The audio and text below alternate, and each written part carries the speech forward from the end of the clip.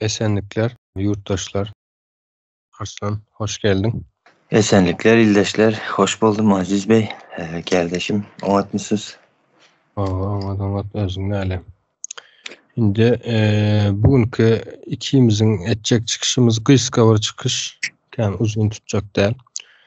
Esasy temamız ýarlyklar diýin. Yani jenayetçi toparyň halka dakýan ýarlyklar hakynda bildigimizden gürrüň etmekçi. Indi baştan şunu aýdyp geçeýin. Ýarlyklar näme? Biraz aşagyna inip bildigimizçe inip açacak da yani ýarlyk näme üçin dakýalar, ýarlyk nädip dakýalar diýen soralara jogap hökmünde. Eger her kimin bilýändir, indi jenayetçi topar gerek maşgala içinde gerek adamsy, erkek zenanly daşar ýurda çykyp ýurdun daşyndaky dünýäni görüp bizde näme üçin bunlar ýok diýip analiz edip pikirlenip başlananlara zat diýendirler. Ýarlyk dakylýar. Hawa, bilmem bir gruplara goşulypdyr ýa-da daşar ýurtda işlän zenanlara erwet gözleri bilen seredilýär da. Yani balak diýipdir, zat diýipdir, bilmem näme diýip. Näme meňzetdiýen men bunu? Bir näme bar da tilkiniň ýokardaky üzüme boý yetmese, ey turşken diýip aýdyşýarlyk bir näme meňzetdiýen da. Şu ýurdun içindäki jenayetçi toparyňam nämesi yetmän, güýji yetmän diýen kontrol edip bilmänden soň ýarlyk dakýalar. Sebäbi elindäki halk, ýani elinde tutduran halky şolaryň izinden gidip aýdynlanmasyn, gözü açylmasyn diýen bir maksat bilen edilýär da bu. Indi bu mesele hakynda häzir bir girişini edeýin, soň Arslan saňa adam söz berjekseň de pikirleriňi aljak. Ýarlyk näme üçin dakýalar? Elbetde häzir aýdyp geçdim näme üçin dakylýanyny. Ondan sonra halkyň zat etmesi gerekli. Araşdyrma, öwrenmesi gerek. Yani bizim aýdanymyza ananyň ýa-da onlaryň aýdanyna ananyň bu taýda bir öňýalak zat ýok. Bir mysal bermek isleýän-de indi biraz anlaşan bolup biler, ötünç soraýan öňünden. Goýun sürüsü bardyr elbetde. Yani çopan bolanlar bilýändir. Goýun eger gep näme pikirlenip bilýän bolsa, yani mysal näme berýände, ýa-da gepläp bilýän bolsa, sorasaň esasy gorkýan zady näme diýseň möjekden gorkýandyr. Ömrü boýunça diýen goýun möjekden gorkýandyr, ýani elbetde möjegiňem saldyryp ziýan berýändir goýunlara. Ýöne asyl gorkmaly, ýani soňunda goýuny soýup öz eýesi ýendir diýjek bolýanmy düşündiňiz? Bize näme diýerler? Bize nädip pikirlenjegimizi ýa-da nähil pikirlenjegimizi öňünden birler pikirlenip aýdyp berýärler. Yani bu dogry däl meniň pikirimçe. Her kimiň özü pikirlenmesi gerekli. Elbetde bir kanun içinde, yani bir toplumyň içinde, toplum boldukdan sonra ýaşamak üçin kanun, düzgün tertip bardy. Yani maňa bolmayan zat, yani bir maňa bir zat edende ýakmayan bolsa, yani nä dogry bolsa, meniň de başga birine etmeli däl.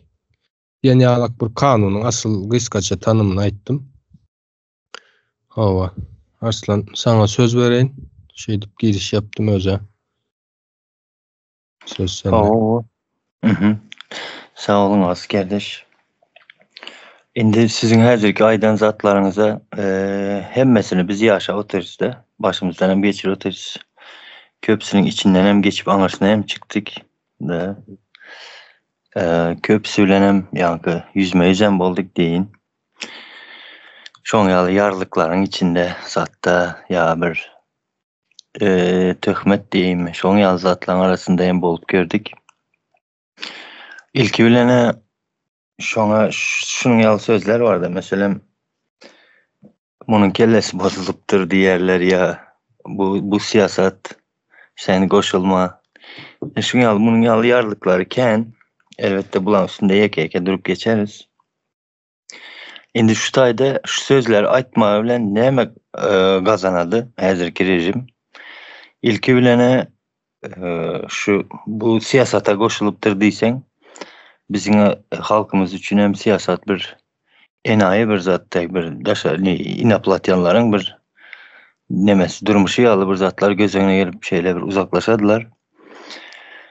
Şu prosesiň içinde de nemeler geçedi?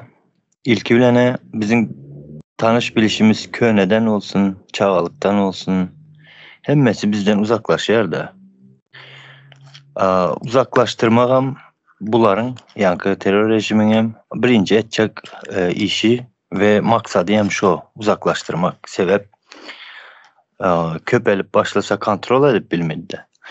Şu sözün özünü aýdyp goýarady, ya ýaýratyryp goýarady da, ýaýradyp soň bunun çıktı acısı yok. Bir, ikinciden her birinin izine düşüp kovalap yürümek gerek yok. Şu an anının tekine koysak halkımızdan uzaklaşadı da son. Hakikaten ama bu neme siyasata karşıptır, bunun kellesi bozuluptur deyip. Aslında şunun içinde yaşatıyoruz da biz. Bunu önemken aydıp geçtik. Şimdi şular şeydi aslında seyredip otursan şu sözler ayda oturanlar var. Ya çuğulçuları var, ya yenen bir zatları var. Bular häzirki rejimin başındaki oturanlar diyeyin ya şu anın sahnasının arkasındaki oturanlar neme de şoları gizleyerler bir ve şoların halka edip duran dönüklüğünü ayan etmeyecek oladılar da aslında halkımıza ulu bir dönüklük edilip dur. Yurda, il yurda hemmesine hem dönüklük edilip oturdu. Şu sözler bilen yankı yurt gorak meselesinden hem uzaklaştırıyorlar. Indi yurt gorak meselesi her bir yankı vatandaşın, ildeşin borcu da bu. Hazır ildeşlerimize sen yurduna düşman geldi, çıktıysan hemmesi çıkacak ildeşlerimiz. Ama bunu şu hazırki uruşun içinde bizde bizden bir gibrit uruşun içinde şunu bilmezliği üçün, şunu anşırmazlığı üçün halk hemmesi ayağa kalıp düşmana karşı göreşmezliği üçün şunun yarlıklar da kıladı da aziz kardeş. Şu yarlıklar gatken kömek ededi şu rejimin ayakta durmasına, halkın aldalanmasında, halkı oyuna getirmekte. Hazırem mesela şunun yalı misallar var. Öz enesi atası çağasına koşulma deyip duruyorlar da mesela özümüzünkiler hem şun yalı. Senin işin yok, senin etmeli işin değil ol deyip. Durhan'ı bizi öyümüzden çıkarıp maşkalamızdan ayrı uğradıp koyaran adamlar. Bunlar eden ettilik ediyor. Ben bu zatlara ne edip karşı çıkmayın. Ulu ilimiz yankı esasen ben kızlara canım yanadı ildeşlerimize. Şolar ne el işlerde işlep azap görüyor. Bu dönüklüğe yankı karşı çıkıp dur değmeli değil mi? Ne için onların yankı edilen dönüklüğü aytmalı değil. Bu tayda şeydi hem enes atasına baskı ettirediler hem daşındakiler en baskı ettirediler de garaz şeydip yankı il yurt gorağından şu meseleden uzaklaştırıyorlar da şu yarlıklarının üstü bilen. Yani şuları koşun dedim. Hova, ona nemeler aýtdyňyz häzir. Köp nemeler açıldı diýeýin menen bir zatlar goşaýyn üstüne. Indi maşkalany bölýärler. Indi yani kabaca diýär-de, kabaca seretsek bir yurdun esası nemeleri çekirdekleri maşkaladır. Hova, birinji maşkalan, ondan soň goňşy kolomyň, ovadaşlaryň diýin. Ondan soň etrap ýa-da il emesi. Soň velayet, ilçe, il diýin. Ondan soň ýurt diýip nemedilýärdi. Yani bu zatlar ýöne bir bölünýän ýa-da territoriýa neme bolsun diýip nemedilen nokta, yani bunlaryň nemesi var. İşlev, iş edýän iş var diýin. Bunları bölüp edare etýärlerde ýa-da şuňa alak düşündireýin. Bunlaryň şu üstümizdäki oýunlary oýnap bilmesi üçin birinji bilene ýurt ele geçirildi we bilim, ilm ýa-da gözetim neme aýdyň gatlaklar ýok edildi. Yani bizim düşünjämizi diýin, belli bir nemäniň aşagyna düşürdiler, minusyň aşagynda. Ve bizim özümüzü geliştirmediğimiz üçün, bilmediğimiz üçün bu oyunları oynap bilýärler. Yani aynısını şol bir oyuna akidip başka bir ösen bir cemiyette etjek bolsaň, näme diýe türkçede yemezler diýär ha. Hiç nemetmezler. Zenanlara deyip geçtiğinde hakikaten hem zenanlarda Türkmenistan'da hiçbir hak hukuk yok. Maşkala doğulandan katı bir aşakta nemedilýärdi, yani aşakta görülýär, yani bilinç altımıza oturan biz näçe eneler mukaddestir deyip koşku moşku aýtsagam nemedir zenanlara. Bilmedim, yani ütgeşik bir neme olduk.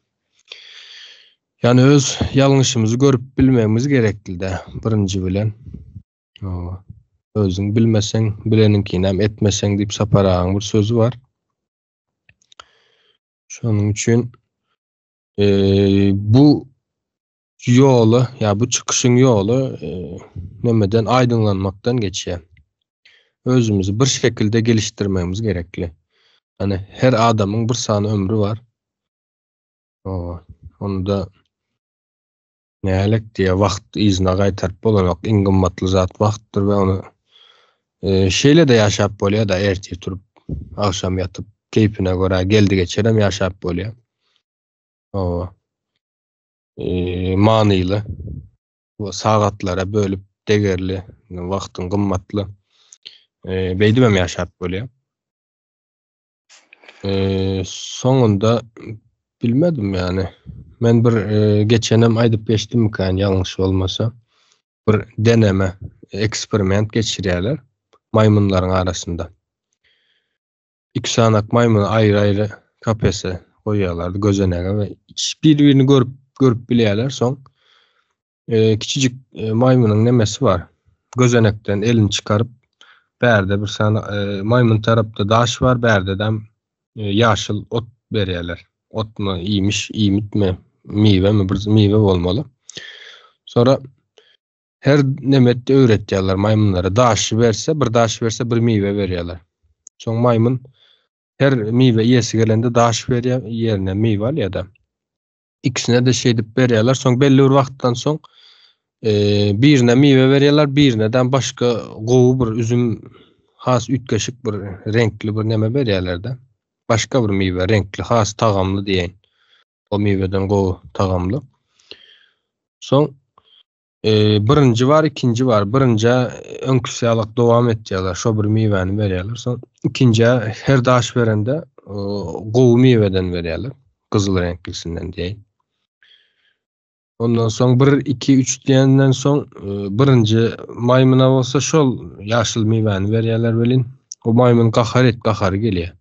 Yani haksızlığa böyle diýmek isleyen zatları haksızlığa maymunun tepkisi var da kaptalın da aksına gowy zat berip o adam erbet ýa-da şo bir zady beren wagtda maymun şonu düşünüp nemedip bilýär, duýgulary bilen, akyly bilen, akyl ýetirip bilýär da şoňa isyan etdi.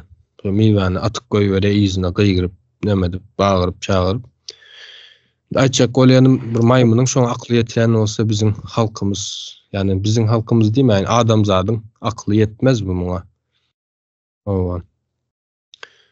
Doğru. Biram Hı. siz aydın. Başlan sözünü söyledim kardeş. Doğru aydıp siz de aziz seyredin. Bizim hem şu açacak olu oturanımızı, il yurdumuza etcek olu oturanımız, yetirecek olu oturanımız, anşırtacak olu oturan zadımız. Şu da yankı bir hayvan hakkını sorap bilen olsa, biz doğa bitti. Bu dünyada yankı hakkımız var da, bahtlı yaşamagam, maddi taraftan hem manavi taraftan hem bir adamyalı yaşamaya hakkımız var da, adam bolup doğulanımız için. Bunu bizim elimizden alıp yankı il yurda dönüklük edil oturan yerinde bizler aytmamız gerek, hem yerlikli hem borcumuz bu bizim. Şunu ettirmeyecek ol oturanlar var da, birisi polis olup, birisi aktivist olup, birisi çoğulçu olup ya birisi yenen bir zat edip garaz şulan hem halka karşı, il yurda karşı, yurdumuza, toprağımıza karşı edil oturan dönüklük. Şolaran bilip koysun edotan işinin arkasında neme manı yatandığını. Tapo yok, bular güclancı olsun, başkası olsun,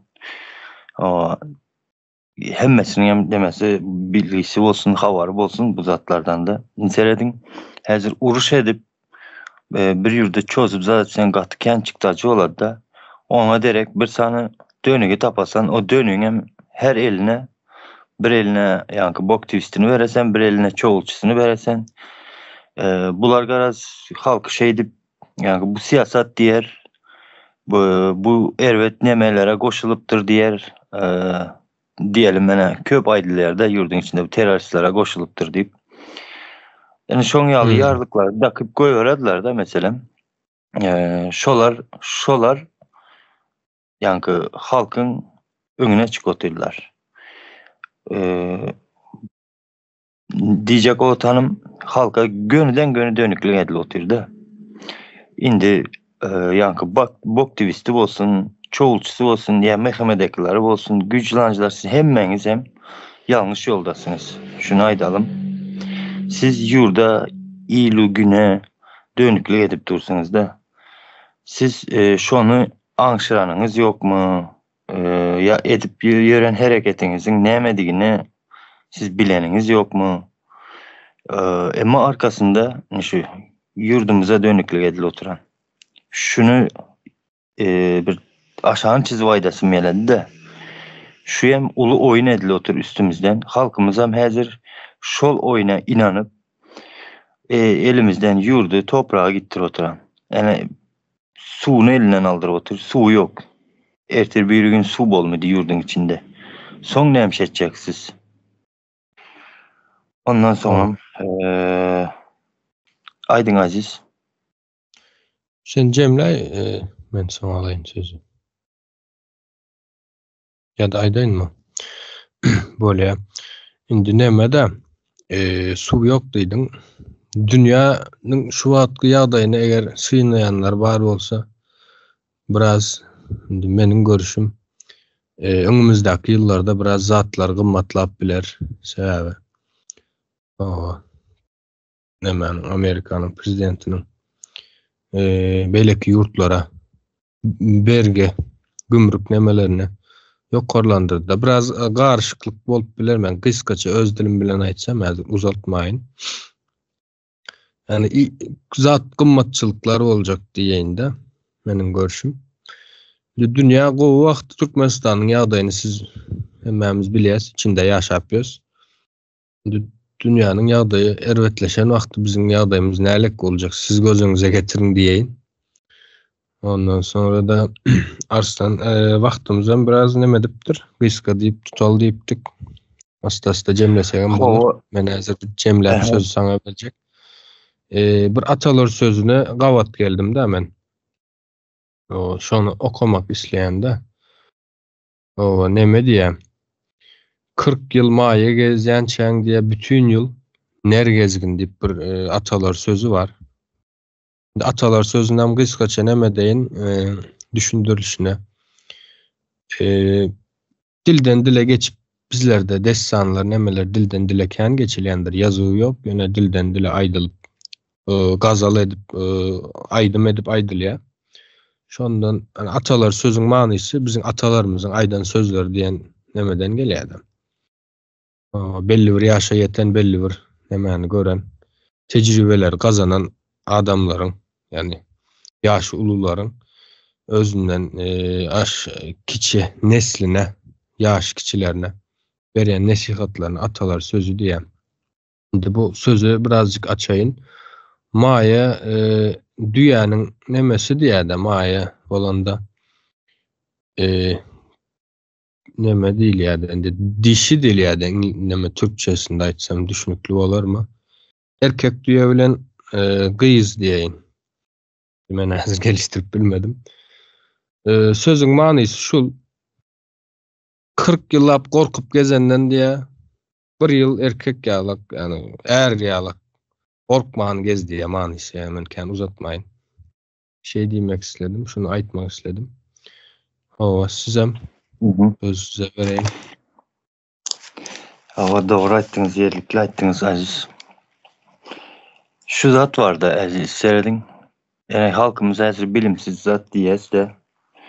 Emma bu bilimsiz eken diýip, ýani munyň maşgalasyndan aýyrmaýaly diýmediler. Ya bu bilimsiz diýip munyň aýalyna, gyzyna değmeýäli diýmediler. Ya bu bilimsiz eken diýip muny siyasata garştyrmaýaly, bu ýaşa versin diýmediler. Doğrudan. Ya bu bilimsiz diýip erini bir yere, aýalyny bir yere uğradyp, ya oğluny hem alıp orsiýede urşa goýar otyrlar. Diýmediler bu bilimsiz diýip kıra kenara goýan ýoklara. Ya bu kiçkine göğüllü eken diýip sypalap goýan ýoklara. Ya bu siyasata garşmandyr. Bu akıllı imsim sesini çıkarmyn ýörepdir diýip ýanky maşgalasyny sypalap goýan ýoklara. Ya kenarda aýrylışdyrmyn. Ya ýanky emeli krizislarynyň içinde, problemlarynyň içinde ýaşatman duran ýoklara. Diýjek bolatanym ildeşler, gaty uly oýunyň içindemiz. Häzirki ýani gibrit uruşlaryň içinde şeýle uruşlaram bar. Yani bizim ýaşap duranymyz, bizim elimizden topraklarymyzy alışlary. Häzir suwumuzy gözümüze basıp alyp otyrlar. Ertel bir gün toprağımızdan hem çıkarıp koyarladı. Ofitsialny ýagdaýynda. Häzir çıkarıldık şonu sizem. Siz ofitsialny ýagdaýda çıkar berip koyarladylar. Kağız yüzünde. Kağız yüzünde deyip şonu sizem çıkarıldık. Garaz şu oyunlara gelmeyelim. Şu il ýurda halka dönüklük ede oturanlar hem sizem vaktinde aklınıza aylanasızmı bilmedim. Nämeňize aylansaňyz hem edetan işiňizden elinizi çekin. Ýurda dönüklük ede otursaňyz. Ben bilmedim, aňşyrmadım. Bilinmin jenayat edilse-de cezası bardır. Soň bilmedik biz bu dereceliğini zat bar diýip ýanky bahana gözlemeýe gerek ýok. Sağ olun aziz, sağ olun illeşler. Menen bir gysgaça bir zat aýdaýyn. Aklınıza aylanyň diýdiň da aýlanýarlarmy, aýlanmaýarlarmy olan bardyr elbetde. Adamyň psikologiýasynda şeýle bir zat bar, mysal üçin sen sana garşy bir hereket başladylan wagtda başga bir adam tarapyndan şoňa hereketine ýa-da aýdan zadyny göwnüňe yaradym ýa-da garşymyň nemäň bermen gerekli hukman bir uruş gıykylyk bilen däl. Ana şul eden hereketin yakmadı diýen ýaly bu gowy nemede. Aýtjak bolýanym. Sesini çıkarmasan hemme zat ederler diýjek boldum. Sesimizi çıkarmamız gerekli. Rahatsyz, yani gücüm yeter yetmez de däl gep. Ya rahatsyz bolsak rahatsyz bolduk diýip aýtmamız gerekli. Yani bizim aydanımıza bizler şunlara aýdýas, yani şu sözleri aýdyp geçtik. Ýalňyşymız varsa ýalňyş diýip aýdyp bilmeniz gerekli. Yani sen men ol da däl gep. Kim bolsa bolsun ýalňyşa ýalňyş, dogry dogry diýip bilmemiz gerekli. Şahsiýet şeýle oturup başlaýandyr. Şonu aýtjaktym gysgaça. Saparagy diýär, bularyň diýe ogurlanlary diýe Yitirenlerinden neme diye de az diye de yani yitirenler köp diye de oğurlanlarından. Şunu yetip bilseler. Ya cemlimiz mi aziz kardeş? Cemleyelim onda ova. Sağ Aha. olun kardeşler. Ova. Güzel şey diyeceğiz. Size Tamam. ama diyen yere. O Sizin ildeşler. komentaryalarda yazın. Ova. Tamam. İldeşler sağ olun. Aziz kardeş sağ olun. Teze yarlıklı temalarda düşüşen çek hoş sağ olunlar. Ova. Böyle sağ olun onda.